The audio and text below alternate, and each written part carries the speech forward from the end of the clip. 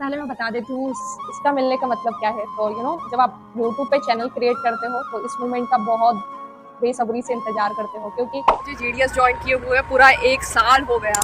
जी हाँ गाइस, आज है 1 अगस्त 2024 और आज से ठीक 1 साल पहले मैंने इस जॉब को as a GDS BPM join किया था। और पिछले 1 साल में मैंने काफी सारी चीजें एक्सपीरियंस की है यहाँ पर। मेरा ब्रांच ऑफिस है रतनपुर, तो अभी हम जा रहे हैं अपने ब्रांच ऑफिस एरिया में। और जैसे कि आपको पता है, जो ग्रामीण डाक सेवक होते हैं उनका काम विलेज एरिया में होता है, और इसलिए गाँवों में आपको बहुत ही प्यारे प्यारे नज़ारे देखने को मिलते हैं, जो कि होता है completely natural.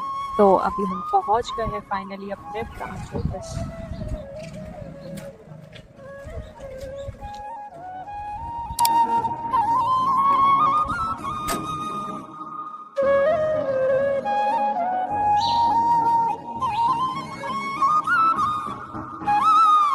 So this is my branch office.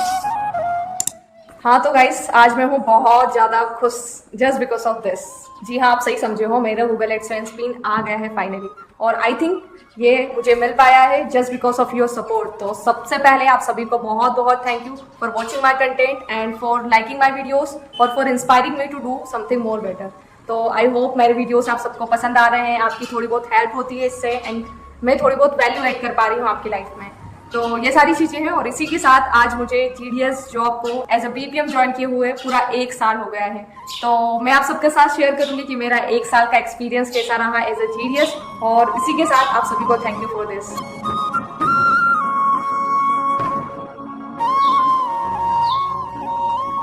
आज ही के दिन जो हमारे ब्रांच ऑफिस में बीओ समरी है वो भी पूरी भर गई है।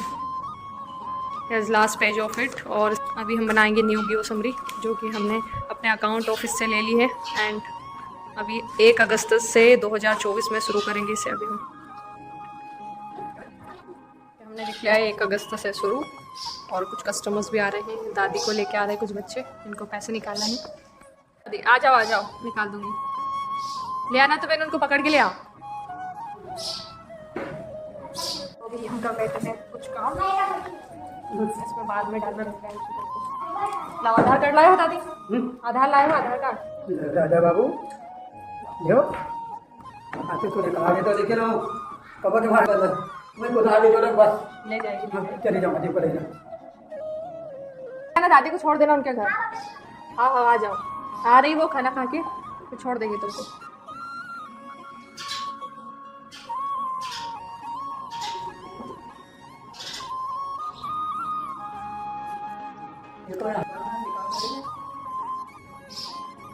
आगे आने के पैसे बहुत मुश्किल से निकलते हैं, बाकी आज निकल गया है, फिंगरप्रिंट आ गया फाइनली। तो अभी हम कर लेते हैं एंट्री इसकी रजिस्टर में, फिर उनको पैसे दे देंगे।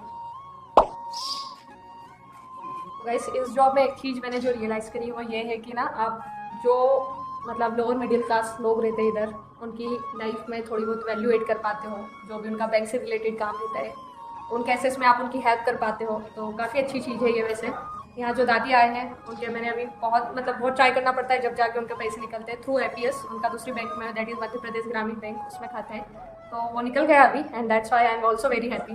तो बात ये है कि ना, वो दादी देख नहीं सकते, मतलब उनको लाने के लिए भी किसी की हेल्प लगती है, और वापस घर जाना होता है तब भी कोई उनको लेके जाता है। तो ये कुछ प्रॉब्लम्स रहती है सबकी लाइफ में, सो वही चीज़ें हैं। तो अभी मैं यहाँ पर एंट्री कर रही हूँ क्योंकि नया रजिस्टर बनाया है। सो दादी को यहाँ बिठा दिया है क्योंकि इधर बहुत ज़्यादा गर्मी हो रही थी, तो गेट के सामने। अभी कुछ डिपॉजिट एंड विड्रॉल्स बन रही है, वाउचर वगैरह, and daily account is about to ready, और थोड़ी देर में मेरा सारा काम होने वाला है finish. I will be going for my house. तो अभी मुझे करना रहेगा इसमें डे एंड, और फिर जनरेट कर लूँगी मैं बोडा रिपोर्ट। जितने भी आज ट्रांजेक्शन्स हुए हैं हम देख सकते हैं CBS ट्रांजेक्शन रिपोर्ट में जाके, एंड इसको डे एंड करने के बाद करते हैं हम log out. So I will be doing, then I will be going for my house.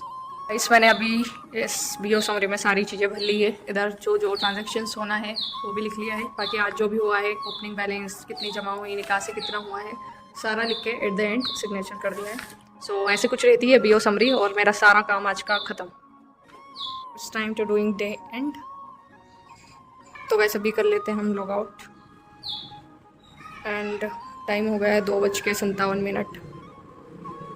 तो गाइस सबसे पहले हम करेंगे गूगल एडसेंस पिन की ओपनिंग। तो इसमें एक साइट दी रहती है जिसको मैंने पहले ही निकाल लिया, और ये आपके घर आता है आपको एड्रेस को वेरीफाई करने के लिए। मतलब जब भी आप यूट्यूब चैनल बनाते हो, वीडियोस क्रिएट करते हो, तो आपका जो क्राइटेरिया रहता है दैट इज़ 4000 वॉच आवर्स और 1000 सब्सक्राइबर्स, वो आप जैसे ही पूरा कर लेते हो आप अपने चैनल को मोनेटाइज कर लेते हो। उसके बाद जैसे ही आपकी जो भी इनकम होती है वो होने लगती है स्टार्ट, और आपके घर भेजा जाता है आइडेंटिटी वेरीफाई करने के लिए गूगल एडसेंस पिन।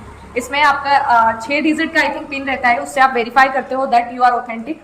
और उसमें आप जो पिन रहता है वो आपके गूगल एडसेंस अकाउंट में जैसे ही डालते हो आपका जो अकाउंट रहता है वो वेरीफाई हो जाता है। तो वही आया है। I was waiting for this for so many days, क्योंकि मुझे ना वीडियोस क्रिएट करते हुए आई थिंक 2 साल होने में आ गए होंगे, and now this moment came in my life जब मैं इसे खोल पा रही हूँ। तो मेरे यूट्यूब चैनल की पूरी जर्नी मैं आप सबके साथ शेयर करूंगी जब हमारे यूट्यूब चैनल पे 10,000 सब्सक्राइबर्स पूरे हो जाएंगे। तो जल्दी जल्दी कर दो, चैनल पे नए हो तो सब्सक्राइब कर देना प्लीज़, और वीडियो को लाइक कर देना, क्योंकि काफ़ी लोग वीडियोस देखते हैं but they are not subscribing. तो प्लीज़ कर दो क्योंकि सब्सक्राइबर्स बहुत जरूरी है।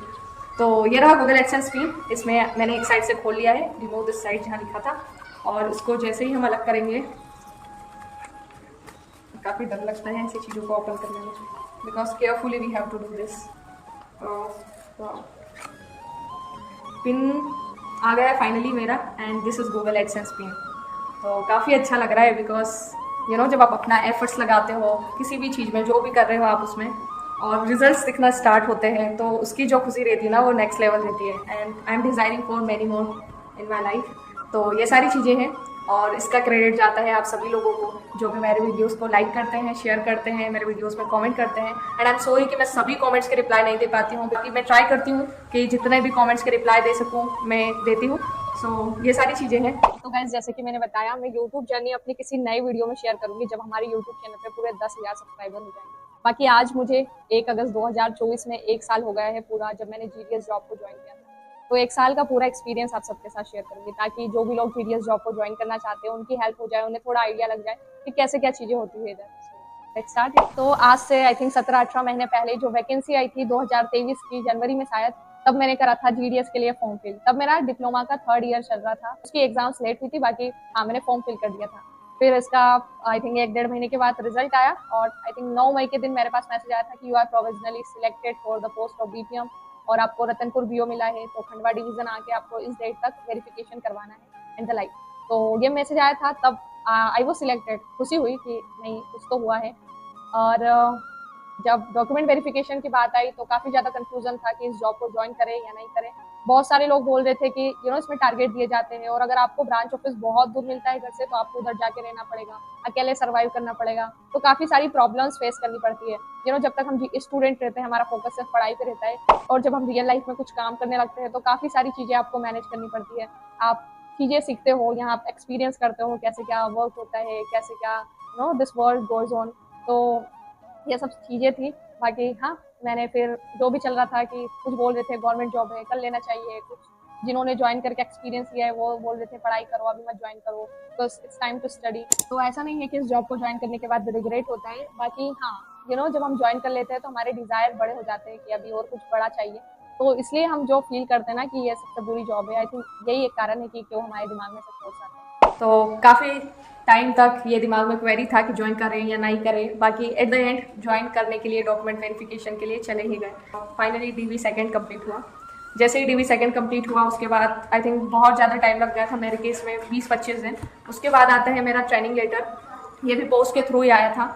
तो ट्रेनिंग लेटर आने के बाद मेरी हुई थी 3 दिन की ट्रेनिंग अपने सब डिविजनल ऑफिस में। उस ट्रेनिंग में हमें पोस्ट ऑफिस में कैसा क्या रहता है चीज़ें वो देखने को मिली। मतलब अभी तक ना जब GDS जॉब ज्वाइन किया था सब लोग बोल रहे थे कि टारगेट्स रहते हैं, पर रियल लाइफ में जब मैं आई 3 दिन की ट्रेनिंग देखी तो वहाँ देखा कि क्या क्या काम होता है डाक विभाग में। जैसे फर्स्ट थिंग, अभी कुछ आइडिया नहीं था मुझे कि बैंक सेक्टर से रिलेटेड रहता है, क्योंकि अभी तक मैंने पर्सनली और हमारे घर पे भी किसी ने पोस्ट ऑफिस की स्कीम्स वगैरह को कभी यूज़ ही नहीं किया था। बस डाक वगैरह आती थी, ये नॉर्मल था। तो मुझे तो सिर्फ डाक का आइडिया था, बाकी यहाँ पर अकाउंट से रिलेटेड काम होता है, इंश्योरेंस करवा सकते हो, इतनी सारी चीज़ें रहती है, वो जानने को मिली ट्रेनिंग के दौरान। और कैसे क्या काम होता है, क्या हायरार्की रहती है पोस्ट की, कौन कौन सी पोस्ट रहती है GDS के बाद MTS, देन पोस्टमैन, फिर पोस्टल असिस्टेंट, और इनका सबका काम क्या रहता है, वो सब चीज़ें 3 दिन की ट्रेनिंग में सीखी। तो उस टाइम पर भी बहुत ज़्यादा कन्फ्यूज़न था, और आई वॉज लाइक कि पता नहीं क्या होगा अभी फ्यूचर में। बाकी हाँ, वो ट्रेनिंग हो गई, फिर वापस से हम चले गए थे अपने घर पे। और आई थिंक 1-1.5 महीने के बाद आता है ज्वाइनिंग लेटर। ट्रेनिंग के दौरान मुझे रूम एग्रीमेंट फॉर्म बनवा के देना था कि आप जो भी बीओ है आपका वहाँ पर रूम का एग्रीमेंट दोगे, अपने एसडीआईपी या जो भी ऑफिसर थे उन्हें बना के दोगे। तो वो चीज़ें करनी थी, वो करके उसमें एक पॉइंट मिसिंग था कि आपको आपके खुद के जो भी पैसे हैं उससे ही आपको मैनेज करना रहेगा आपके पोस्ट ऑफिस को। वो पॉइंट मिसिंग था, इस वजह से मेरा ट्रेनिंग लेटर और मेरा ज्वाइनिंग लेटर आने में काफ़ी टाइम लग गया। बाकी फिर से मुझे एग्रीमेंट बनवा के देना रहा, तो वो करना पड़ा। फिर जैसे ही जो एग्रीमेंट फॉर्म था वो सबमिट कर दिया, उसके बाद फाइनली ज्वाइनिंग लेटर आता है। और ज्वाइनिंग लेटर मेरा आ गया था 26 जुलाई को, तो मेरी ज्वाइनिंग होना था 1 अगस्त के दिन। तो मैं आई, देन मैंने ज्वाइन कर लिया इस पोस्ट को एज ए जीडीएस। तो अभी तक हमने जाना कि कैसे क्या जर्नी रही मेरी, कब कब क्या क्या हुआ। तो कमेंट सेक्शन में बहुत सारे डाउट्स रहते हैं आप लोगों के कि पोस्ट ऑफिस का रूम खुद से लेना होता है। तो हाँ, अगर पहले से आपके गांव में पंचायत में या स्कूल के कोई से रूम में है या कोई भी सरकारी भवन में, तब तो कुछ एक्सपेंडिचर नहीं रहता है। बाकी जहाँ भी नहीं रहता है, नया ब्रांच ऑफिस है आपका, या फिर जहाँ पर भी पहले से कोई बीपीएम है जो रिटायर हो गया है, तो आपको खुद से वो अरेंज करना रहेगा। जैसे ही मैं 1 अगस्त को आई, यहाँ पर बनी, हमारे मैलोशियर सर जो थे उन्होंने चार्जशीट बनाई कि अभी तक जो यहाँ पर काम संभाल रहे थे अब ये सब आपको मैनेज करना है। तो स्टार्टिंग में तो उस दिन ही मेरे बीओ का इंस्पेक्शन भी था आई थिंक, तो इतने सारे डॉक्यूमेंटेशन को देख के ऐसा फील हो रहा था कि इतना सारा काम कैसे मैनेज हो पाएगा।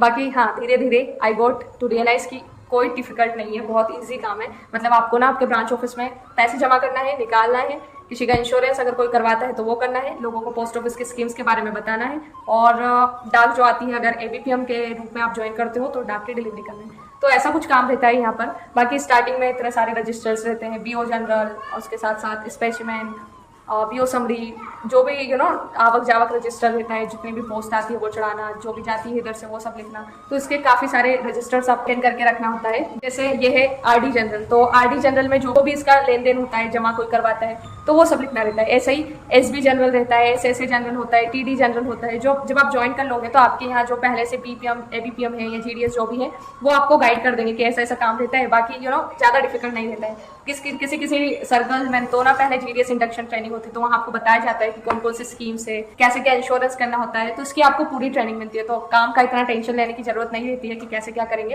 क्योंकि सारे लोग आपकी हेल्प कर देते हैं, तो सब चीज़ें सीख जाते हैं। कोई भी जॉब है, नॉट ओनली जीडीएस, दूसरी जॉब भी करते हैं, तो इन द स्टार्टिंग हमें पता नहीं रहता है कि कैसे क्या काम रहेगा। बाकी धीरे धीरे आप सीख जाते हो, किसी से पूछ कर, या फिर वीडियोस यूट्यूब पे तो अवेलेबल ही रहते हैं मोस्ट ऑफ द टाइम, तो आप सर्च करके देख लेते हो कि कैसा काम रहेगा, देन कर लेते हो। या फिर ट्रेनिंग दी जाती है, ट्रेनिंग के थ्रू आपको सारी आइडिया हो जाता है कि क्या क्या स्कीम्स है, कौन कौन सा इंश्योरेंस कैसे कर सकते हो।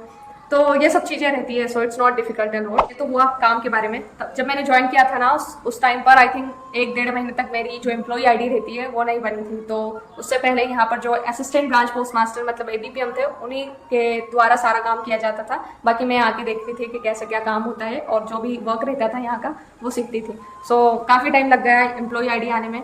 बाकी जैसे ही आई स्टार्टेड माई वर्क। शुरू में तो यहाँ ज़्यादा कुछ ट्रांजेक्शन नहीं होता था। फिर I started to do more APS और आईपीबी के ट्रांजेक्शंस। मेरे ब्रांच ऑफिस में ज़्यादातर आई थिंक जमा और निकासी होती है, और आईटीबी अकाउंट से मोस्टली, क्योंकि यहाँ पर लाडली बहना की स्कीम जो चल रही है उसके पैसे निकाले जाते हैं, और भी दूसरी बैंक से जो भी गाँव वाले लोग वहाँ नहीं जा पाते हैं उनके पैसे यहीं से निकाल देते हैं। हाँ, तो मैंने एक चीज़ रियलाइज़ करी कि काफ़ी ज़्यादा काम तो रहता है। बाकी डिपेंड्स ऑन यू कि आप कस्टमर्स को कैसे कन्विंस कर पाते हो। आपका ट्रस्ट बिल्ड होना चाहिए, क्योंकि आप दूसरी जगह से आते हो एक ब्रांच ऑफिस में जो कि आपके लिए नया है, तो लोग शुरू में विश्वास भी नहीं करते हैं, तो कैसे वो अपना पैसा इन्वेस्ट करेंगे। तो उनसे कांटेक्ट करके कनेक्ट करो, उनका माइंडसेट समझो कि उन्हें किस चीज़ की रिक्वायरमेंट है। तो जो भी उनकी बैंक से रिलेटेड प्रॉब्लम्स रहती है उसे सॉल्व करने में हेल्प करो। मतलब यहाँ काफ़ी लोग हैं जिनके पैसे नहीं निकल पाते हैं, किसी के पीएम किसान सम्मान निधि के जो पैसे आते हैं वो नहीं हो पाते, तो आईपीबी अकाउंट में डायरेक्ट डीबीटी होती है। ऐसे करके उनसे कनेक्ट करो, उनके हेल्प करो, तो ऐसे में क्या होगा, आपका ट्रस्ट बिल्ड होता है। तो वो सारी चीज़ें मैंने भी की, और जैसे ही लोगों को पता लगता है कि यहाँ पर पोस्ट ऑफिस है जहाँ पर ये सारी चीज़ें हो जाती हैं, तो नेक्स्ट टाइम दूसरे लोगों को भी बताते हैं, और ऐसे करके आपका कस्टमर बेस जो रहता है ब्रांच ऑफिस में वो बढ़ता जाता है। तो हाँ, और जब वो आते हैं उनके ट्रांजेक्शन्स के लिए, तो आप अपनी पोस्ट ऑफिस की स्कीम्स एंड प्लान्स जो भी रहते हैं वो सारे एक्सप्लेन करते हो। अगर वो लोग इंटरेस्टेड है, खाता खुलवाना चाहते हैं, क्योंकि यहाँ पर इंटरेस्टेड सारी स्कीम्स में बेटर है in comparison to other bank. RD कोई करवाता है तो 5 साल में उन्हें 6.7% इंटरेस्ट रेट मिलता है। उसी के साथ insurance like postal life insurance, rural postal life insurance ये भी रहता है। जैसे LIC में करवाते हैं वैसे ही जीवन बीमा होता है, तो वो सारी चीज़ें भी आपको करनी रहती है। तो ऐसे रहता है वर्क आपका पोस्ट ऑफिस में। तो आई जॉइंड इट, और धीरे धीरे करके चीज़ें समझी कि कैसे काम करना रहेगा। और कस्टमर्स जब भी आते हैं उन्हें बताते हैं, बाकी डिपेंड्स ऑन कस्टमर्स, अगर वो करवाना चाहते हैं मतलब वो सेव कर सकते हैं पैसे, क्योंकि काफ़ी लोग अफोर्ड नहीं कर पाते हैं, उनका जो डेली का एक्सपेंडिचर्स रहता है वो कमाते हैं देन फुलफिल हो जाते हैं, बाकी सेविंग गाँव में बहुत ही कम लोग कर पाते हैं। तो जो भी कर पाते हैं उन्हें हमारा काम रहता है बताना, बाकी जो भी लोग इंटरेस्टेड रहते हैं खाता खुलवाने में उनके खाते खोलते हैं, जो भी पोस्ट इंश्योरेंस करवाते हैं उनका इंश्योरेंस कर देते हैं, और अगर कोई मनी ऑर्डर जारी करना है, पोस्ट की बुकिंग करना है, तो ये सब काम धीरे धीरे आपके ब्रांच ऑफिस में होता है। अभी हम जानते हैं टारगेट के बारे में, क्योंकि कमेंट सेक्शन में मोस्टली क्वेश्चंस यही रहता है कि ज्वाइन करने के बाद टारगेट कितने क्या मिलते हैं, और अगर नहीं करेंगे तो क्या होगा। तो कुल मिला के आप जब सैलरी ले रहे हो तो आपका काम है कि बिजनेस एक्वायर करना। बिजनेस आप जैसे भी कर रहे हो, खाते खोल के या फिर RPLI PLI करते हो, पोस्ट की बुकिंग करते हो, तो ये सब काम एज ए GDS करना रहता है आपको। बाकी टारगेट का टेंशन बहुत बार बहुत ज़्यादा रहता है, you are unable to fulfil that, तो वो सारी प्रॉब्लम्स आपको फेस करनी पड़ती है एज ए GDS आप ज्वाइन कर लेते हो। तो अगर आप कस्टमर से कनेक्ट कर पाते हो और आपके गांव में कस्टमर्स मिल जाते हैं RD अकाउंट ओपन करवाने में, या पोस्ट ऑफिस में जो भी स्कीम्स है जैसे TD SSA सुकन्या, तो इनमें जब आपको कस्टमर मिल जाते हैं तो आप खाता खोल देते हो। बाकी बहुत बार जो ज़्यादा अमाउंट ऑफ टारगेट रहता है तो उस टाइम पर आप काफ़ी सारी प्रॉब्लम्स फेस करते हो, एंड दैट इज़ ट्रूथ। बाकी हाँ, ये डिफ़िकल्ट है, बाकी आपको करना रहेगा काम तो, और अगर नहीं करते तो क्या होगा, you have to give your best. जितने भी खाते आप खुलवा सकते हो, जितने भी लोगों को आप बता सकते हो, you have to try your best. बाकी हाँ, ऐसा कुछ प्रॉब्लम नहीं होती है अगर टारगेट नहीं हो पाता है तो आपको बताया जाएगा कि you have to do this. And good part is this कि पोस्ट ऑफिस में जो भी स्कीम्स है इंटरेस्ट रेट काफ़ी अच्छा रहता है in comparison to other bank, और जो इंश्योरेंस रहता है life insurance PLI and RPLI, इसमें भी जो बोनस रेट रहती है काफ़ी अच्छी रहती है। तो आप लोगों को अगर अच्छे से कनेक्ट कर पाते हो, कस्टमर्स आपको मिल जाते हैं, तो टारगेट वाली प्रॉब्लम ज़्यादा नहीं फेस करनी पड़ती है। बाकी हाँ, अगर आपके ब्रांच ऑफिस एरिया में लोग नहीं मिल पाते, कस्टमर्स अकाउंट पोस्ट ऑफिस की स्कीम्स का ज़्यादा यूज़ नहीं करते हैं, तो थोड़ी डिफिकल्टी होती है, क्योंकि जो नंबर ऑफ अकाउंट्स खोलना रहता है वो इतने आप मैनेज नहीं कर पाते हो। बाकी हाँ, आपको अपना बेस्ट देना है, कस्टमर्स को बताना है, and then it depends on them whether they are wanting to open account in post office और नॉट। तो ये सब चीज़ें हैं, और टारगेट का pressure I had also felt, but अभी तो सब चीज़ें नॉर्मल चल रही है। Let's see in future what happens. I am trying my best कि जो भी कस्टमर्स आ रहे हैं उन्हें बता रही हूँ मैं पोस्ट ऑफिस की स्कीम्स। एंड काफ़ी कमेंट्स आ रहे थे कि आपके कितने अकाउंट्स हो गए ब्रांच ऑफिस में, तो साल भर में आई थिंक 120 से 150 खाते खुल जाते हैं। बाकी जो टारगेट दिया जाता है वो इसके कंपैरिजन में काफ़ी ज़्यादा रहता है। बस वी आर ट्राइंग कि काफ़ी जितना भी अच्छा हम कर सकते हैं वी आर डूइंग दैट। तो मैंने आई थिंक आपको सारी चीज़ें बता दी कि टारगेट कैसा रहता है, काम क्या करना रहेगा, और मेरी ज्वाइनिंग प्रोसेस 1 साल में कैसे क्या चीज़ें हुई, कितना कितना टाइम लगा। तो ज्वाइनिंग में मेरी फॉर्म भरा था हमने शायद जनवरी में, और मई जून में डॉक्यूमेंट वेरिफिकेशन हुआ, जुलाई से अगस्त में हुई थी मेरी ज्वाइनिंग। मतलब जनवरी से लगा के फरवरी मार्च अप्रैल मई जून जुलाई 6-7 महीने लग गए थे ज्वाइनिंग में। तो मेरे केस में काफ़ी ज़्यादा टाइम लग गया था, किसी किसी की जल्दी भी हो जाती है, डिपेंड्स ऑन डिवीज़न, और आपका डॉक्यूमेंट वेरिफिकेशन कितनी जल्दी होता है उतनी जल्दी आपका ट्रेनिंग लेटर आता है, और जब भी ज्वाइनिंग लेटर आता है तभी आप ज्वाइन कर पाते हो। तो ये सब चीज़ें आई होप कि आपको इस वीडियो से और मेरा एक्सपीरियंस क्या रहा एज ए GDS, टारगेट क्या था, काम क्या है, इससे काफ़ी आइडिया हुआ होगा। और जो लोग भी GDS जॉब ज्वाइन करना चाहते हो ना, ये वीडियो देख लेना, आपको पूरी अंडरस्टैंडिंग हो जाएगी कि why you should not join GDS job और why you should join GDS job, किसे करना चाहिए, किसे जॉब ज्वाइन नहीं करना चाहिए, ये पूरा आइडिया चाहिए तो ये वीडियो प्लीज़ देखना, और इससे आपके काफ़ी डाउट क्लियर होंगे। तो आज के ब्लॉग में इतना ही, मिलेंगे किसी नई वीडियो में। Till the time like subscribe and share, and मिलते हैं नेक्स्ट ब्लॉग में। Bye. To going from here, अभी सारी चीज़ों को अरेंज कर लेते हैं and then I will be going.